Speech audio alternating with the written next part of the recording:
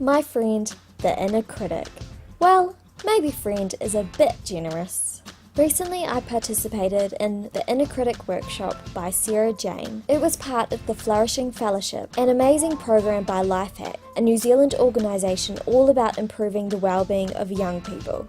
As part of the workshop, we had to draw a picture of our inner critic and its comments. After getting creative, we got into groups and shared our works of art. As a result, I learned a couple of things I'd like to share.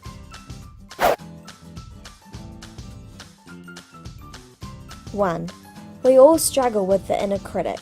The workshop was a reminder that I'm not the only one dealing with feelings of self-doubt and insecurity. Most people have a little devil in their mind tormenting them, whether that be often or just from time to time.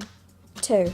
Just by sharing what our inner critic says, we can lighten the load. After sharing with others in the group, I felt light, like a feather. It wasn't that this group of awesome humans knew the magic formula to banish my inner critic for good. Really, they just listened. I was trying to figure out why simply sharing was so freeing, and ultimately it comes down to the filthy word that is shame. Brené Brown says, shame can't survive empathy.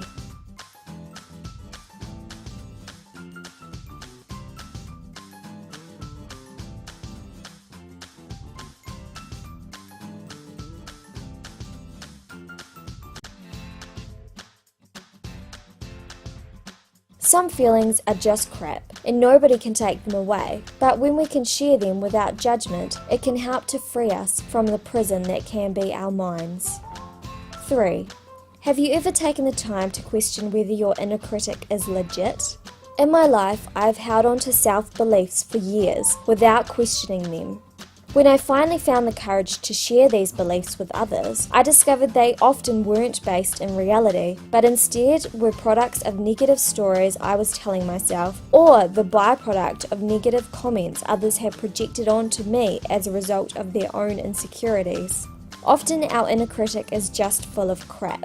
If we can find the courage to question its views, we may discover they simply aren't true and no longer need to define us.